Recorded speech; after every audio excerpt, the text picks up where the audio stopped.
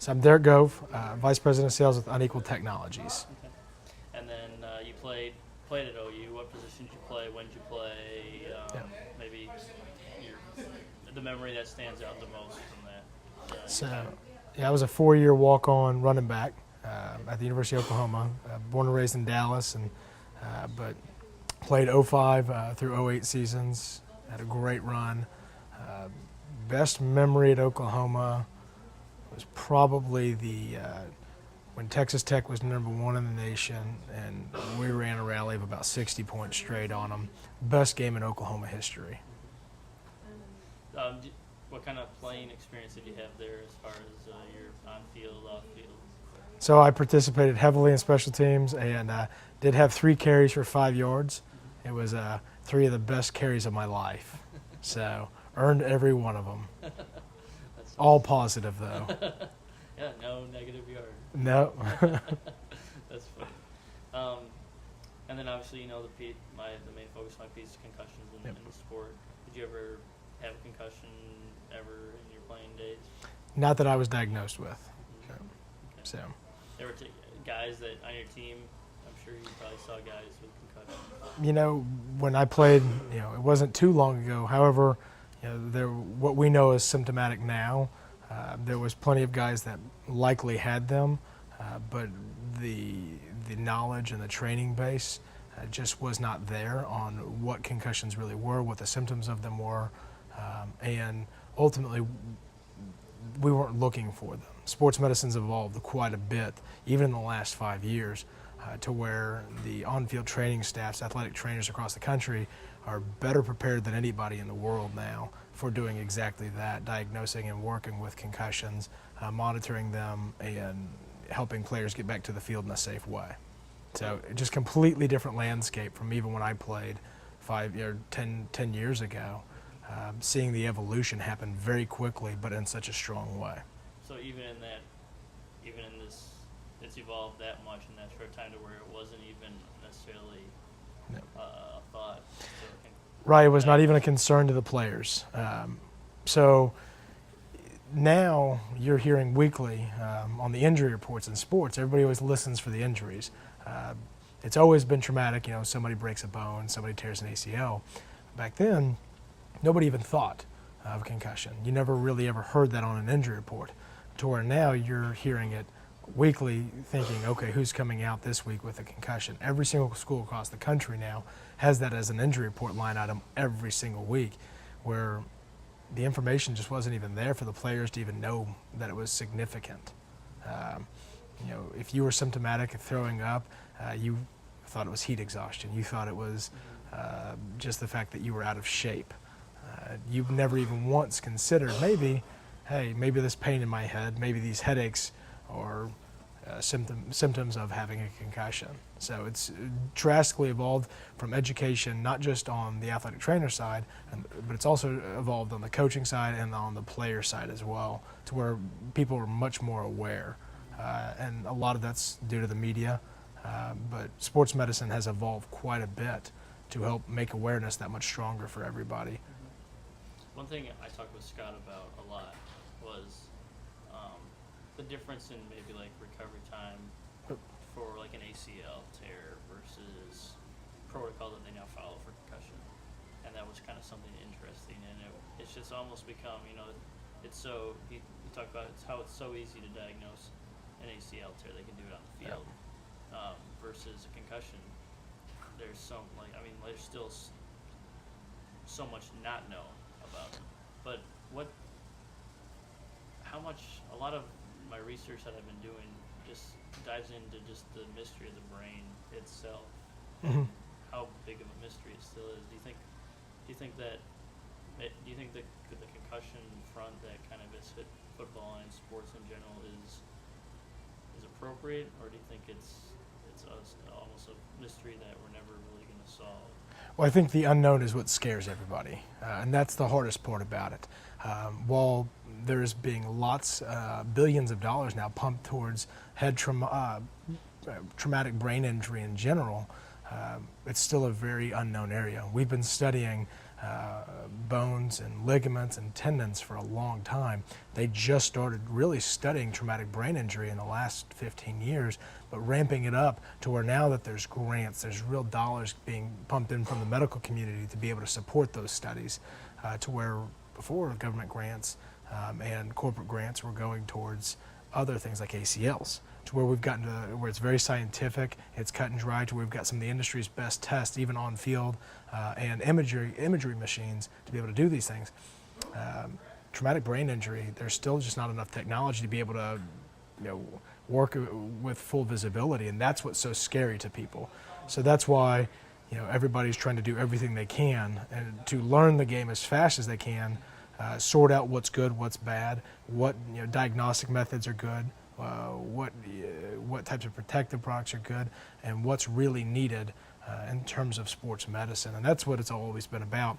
To Scott's point, getting players back to the field when they're ready, not when the coach is ready, but when their body is fully recovered to where it can be optimized to play the game, because it is a very violent game. Mm-hmm. And then, as a walk-on too, I would imagine you have kind of a unique perspective on things, compared to maybe someone who always, was given a starting role.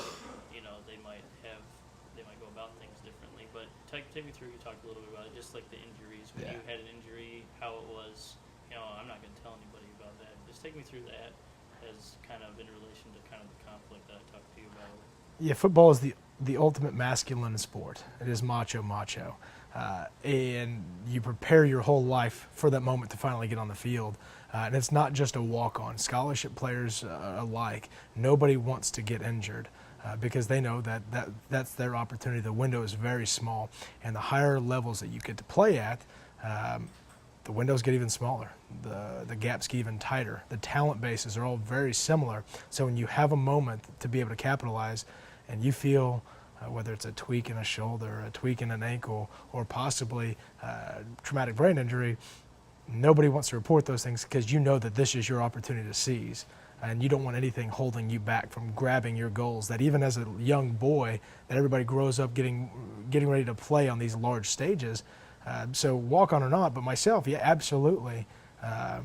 There's days where you come to practice in pain and you just push through it because that's the name of the game, because you have an opportunity to go out there and do something great and achieve your goals, and you don't want to let anything hold you back. And you've been classically trained to do that all the way through grade school. You're trained to push through injury, push through soreness, push through things that may hold you back from winning a championship, because it's the ultimate team sacrifice sport. Everybody's taught to buy in for your team and do whatever's necessary. So when somebody talks about playing through an injury, there's a great old saying in football, are you hurt or are you injured? And it's that world of confusion and balancing that out to where athletes, you don't want to have just a little boo-boo holding your team from potentially grabbing that championship, trophy. However, understanding the difference between hurt and injured is exactly what we're trying to do. When it comes to concussions, that's something that knowledge wasn't always there. The more awareness that we get, so more people are sensitive than others, and especially if you've seen something very traumatic, such as like a subdural hematoma, of course you're going to be much more sensitive than somebody that's never witnessed anything like that. Mm-hmm. So, because it is very rare to see death on the field from traumatic brain injury, but it does happen. Mm-hmm. So, it just becomes an awareness thing. And then just take me through what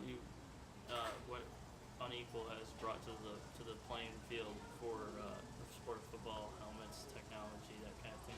Just take me through the research that's been done and maybe objectives and goals that they have as a company. Yes, Unequal Technologies. We started off as a military-focused company, working with Kevlar composite padding, where Kevlar was an ingredient when combined with our Acceleron proprietary foam materials. But what we did was we came in and coated this Kevlar to where Kevlar could then be exposed towards moisture, UV light, and heat. Because while it's very strong fiber, the second it was overexposed to those types of,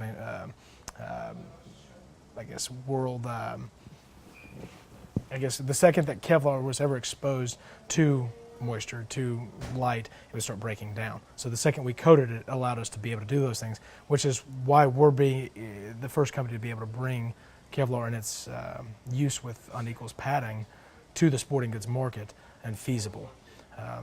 And what it's allowed us to do is take traditional padding and exponentially get that much more shock suppression, G-force reduction out of it, and overall acceleration reduction out of it.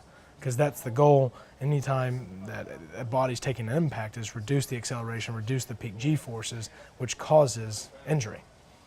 And that's what all padding is designed to do. But what we've been able to do with that Kevlar layer is disperse energy through our entire fabric and eliminate centimeters and inches of traditional materials, going lower profile, lighter weight. But so when it goes into a helmet, our goal was to give everybody the most protection we could while staying functional.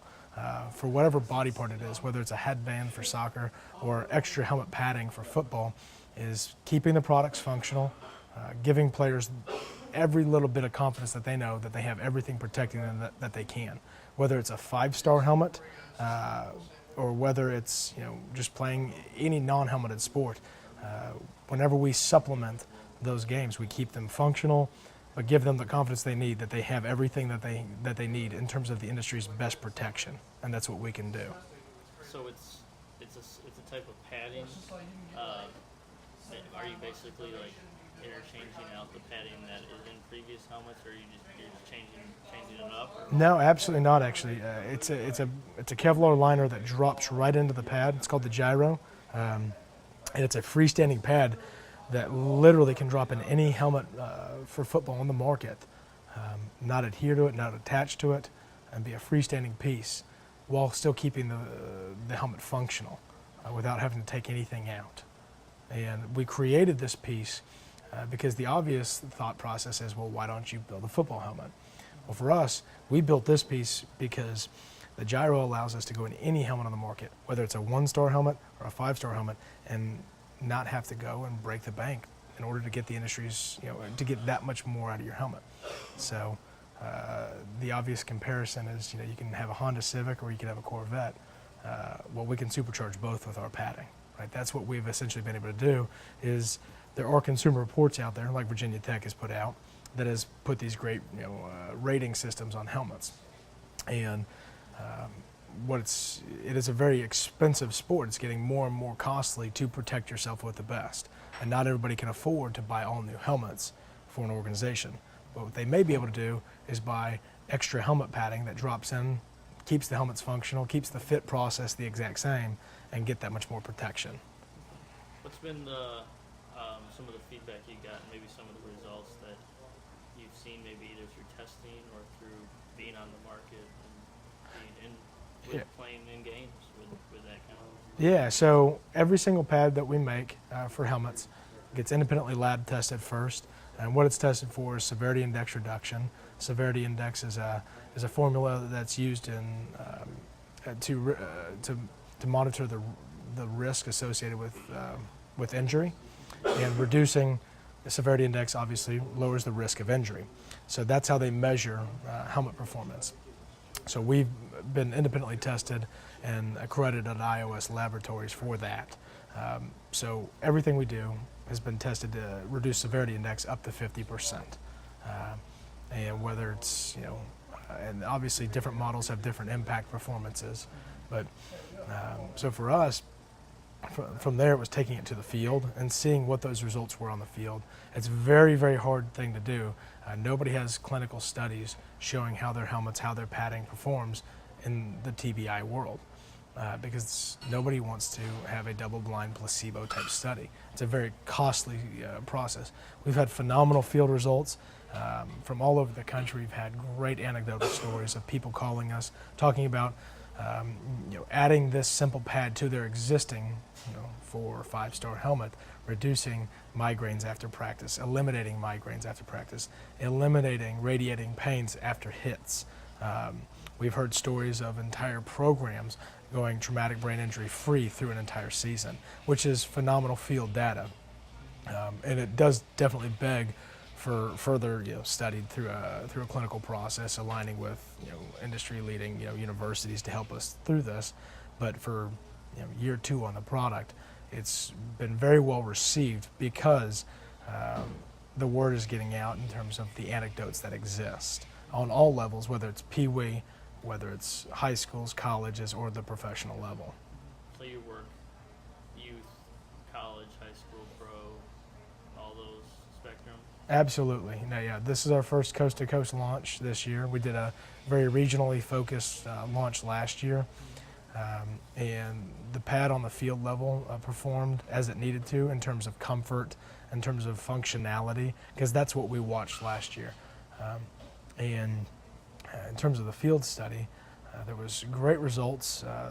We're working alongside organizations like Pop Warner to bring the good news to the world that, hey, we can evolve our technology. We can do everything that we can to keep your kids safe and still play the games that we love. Unequal doesn't sell fear. You talked about the militaristic type mentality football is. Well, being a military focused type company ourselves, you don't ever want to have an ounce of fear in one of our soldiers. Well, same idea with our athletes. Our goal is to help our athletes win championships. Can't do that when they're on the field, or excuse me, when they're on the bench.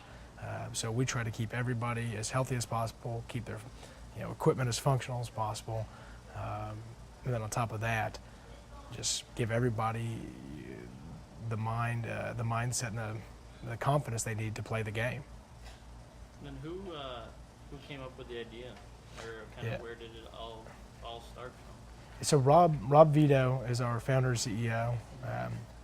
He is absolutely wonderful. His life's work, it revolves around keeping athletes healthy. It's kind of one of those things that he's not necessarily got a conventional engineering background, but he is very, very passionate when it comes to athletes and safety. He's typical problem solver. When you turn on the TV and you see athletes dropping from commotio cordis, athletes dropping from a traumatic brain injury, instinct is, how do we solve that problem? While nobody solved any problems, at least his goal was to start taking steps in the right direction immediately. So that's what he started doing. So. Okay.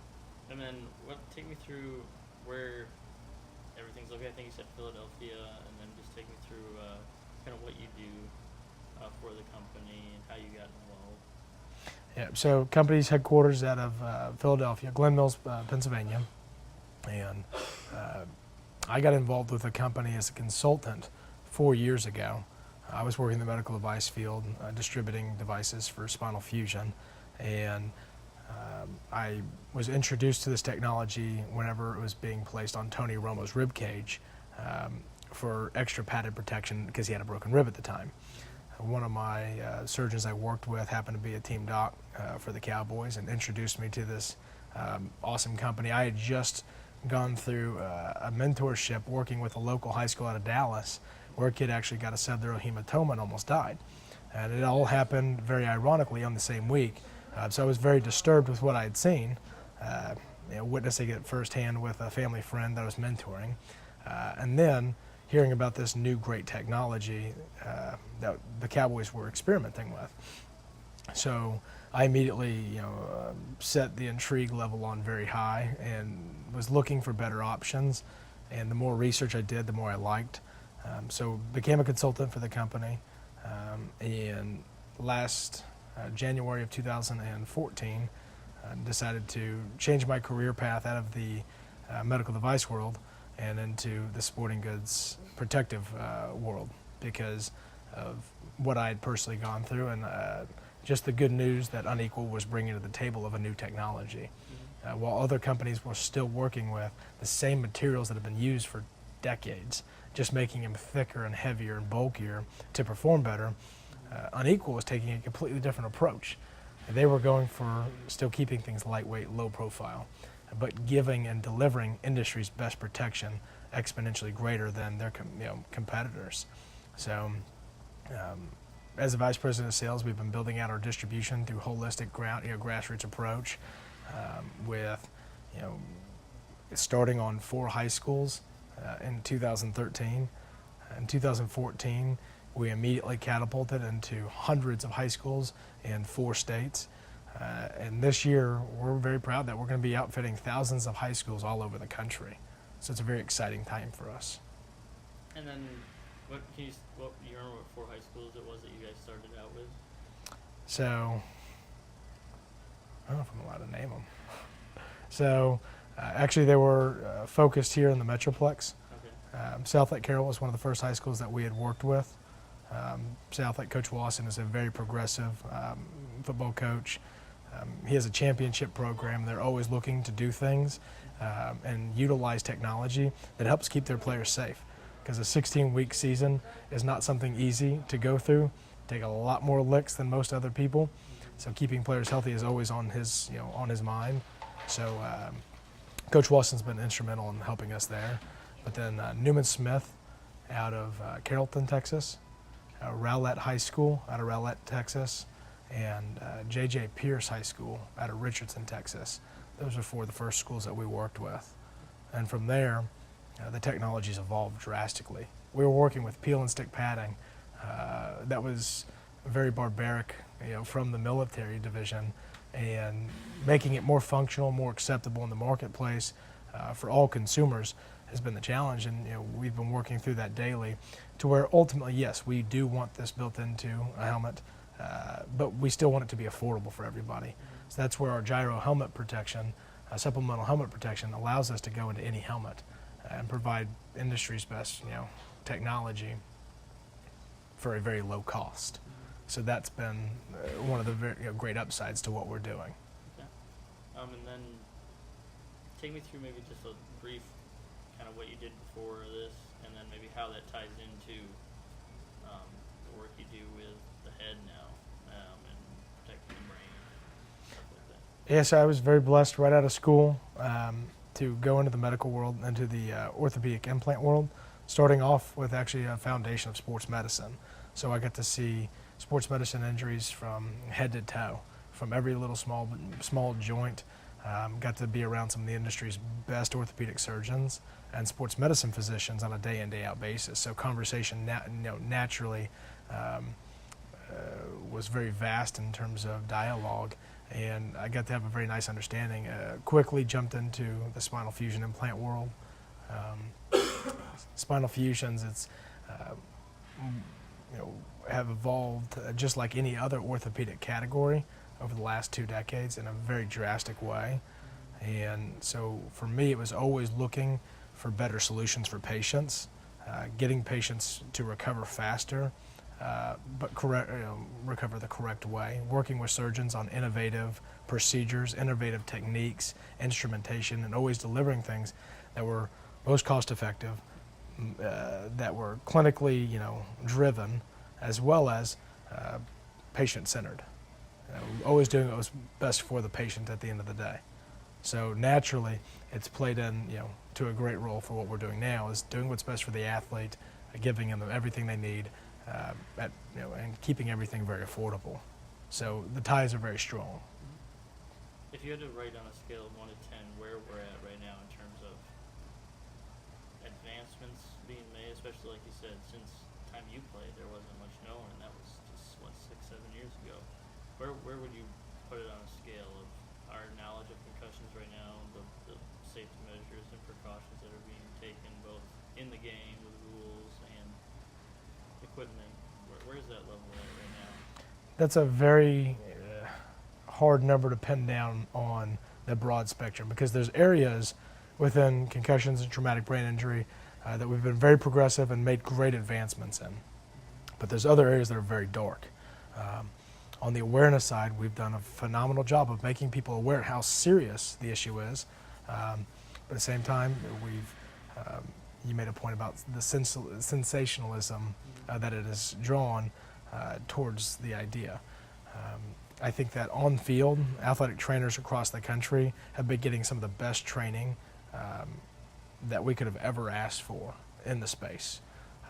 That's where I would say that I would rate the on-field athletic trainer's perspective as an 8, because there's always room for growth. but they've done a phenomenal job of really putting great protocols and procedures in place, whether it's baseline testing, whether it's on-field awareness and diagnosing, as well as the recovery side of it and getting players back to play in the appropriate times. As a technology, we're just breaking the brink of it. I would say I'd have to rate that a 2, because the consumer awareness side of consumer product awareness engines just aren't there for sporting goods.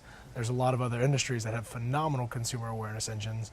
Sporting goods has one, and it's a very controversial one in Virginia Tech.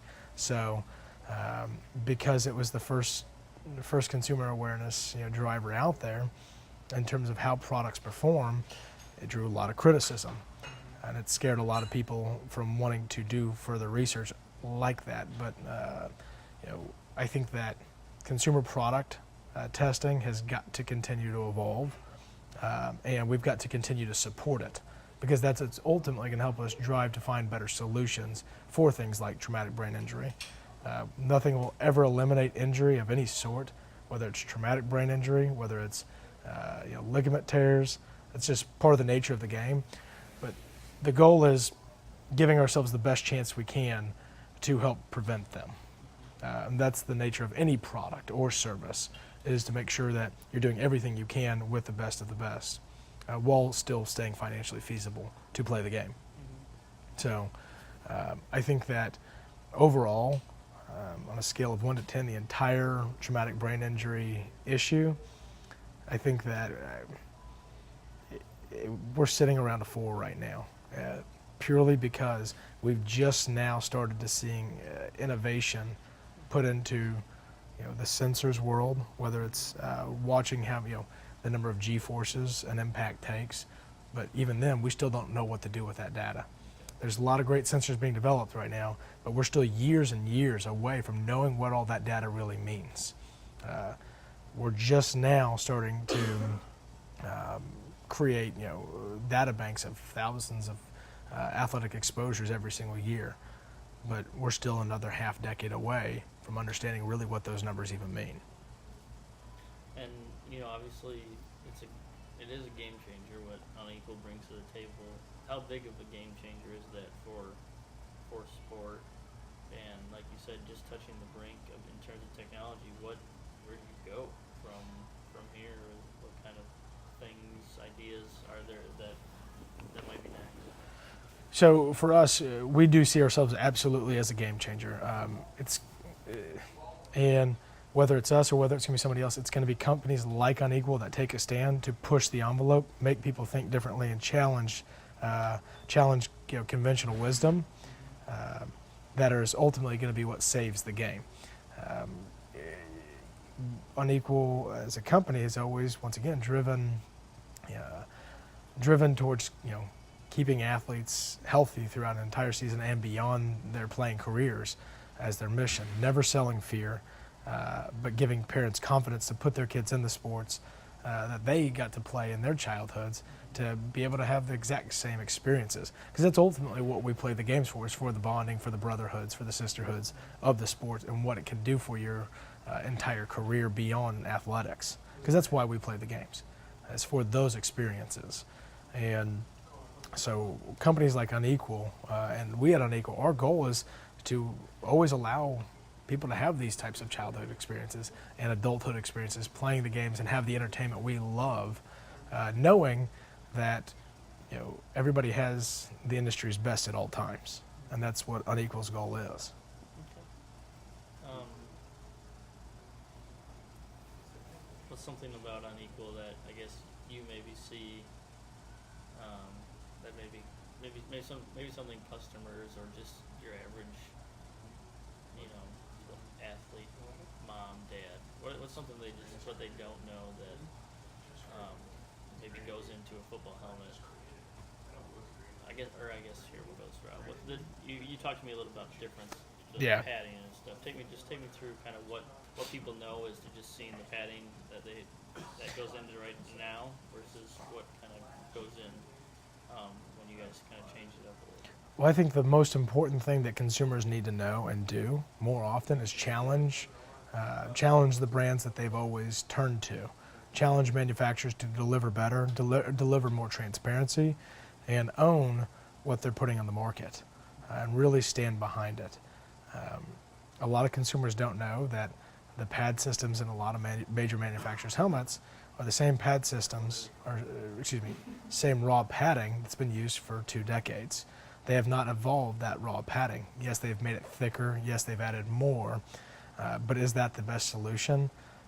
Especially when you have an industry brand that is well recognized and people trust you as an industry brand to deliver the best.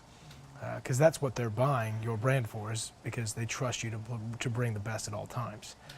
There are manufacturers out there that are pushing new materials, new methods in terms of fit systems, new methods in terms of G-force reduction, that consumers need to challenge all manufacturers to push the envelope and always try, to use and incorporate new technologies, because that's ultimately what's most important, as well as build their products beyond industry standards. NOXI is the industry standard for football helmets.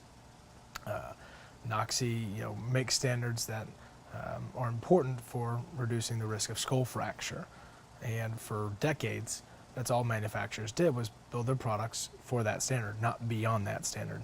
Not until there was started to become consumer reports like Virginia Tech that rated things based off of their risk of concussion reduction and their measurements through the STAR system. And because the STAR system, the way it's built is with every star, the higher the STAR rating is, the lower your risk of concussion is. Well, that's very, very important for customers to always drive new metrics, new ways of looking at things, new test methods, because that's ultimately how we're going to evolve the game. The title of my piece right now is called "For the Safety of the Game." Do you think that's an appropriate title, and how do you think that football is as safe as it's ever been in terms of playing it? I would say that we're getting closer. Is it where it needs to be? Absolutely not. There are some methods that still can be placed in. It's actually interesting that that's the title of your piece, because one of the goals for Unequal is to protect what matters and encourage people to do that. Protecting what matters isn't just your body or your brain or a joint. It's the game, right? Protecting what matters is very important. Protecting your family watching you play the game. And if the game really matters that much to us, we have to push the envelope. So absolutely, are we making great strides? Yes. Everybody must buy into that and do it as a team and not be stubborn towards new methods, new technologies, because that's how we must evolve. Because if the game does not adapt, it will die. It is very inevitable. So that's a very important thing. Is there anything else you can think of in terms of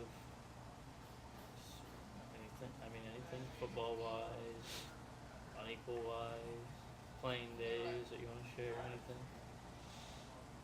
I think we pretty much hit it all. I can't So, think of anything else. Yeah, I'll make sure I give you a lot of extra information too. I'll email you a whole packet with the stuff.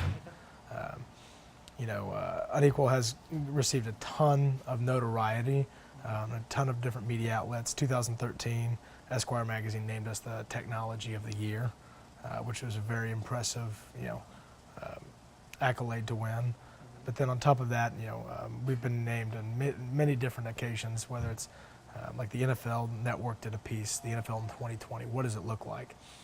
And they talked about different types of grid systems for field painting. They talked about different shapes of helmets, but Unequal had a very large role in that in terms of the overall pad systems used. So that was great for us, because people are recognizing really quickly that Unequal is the industry leader in doing something differently.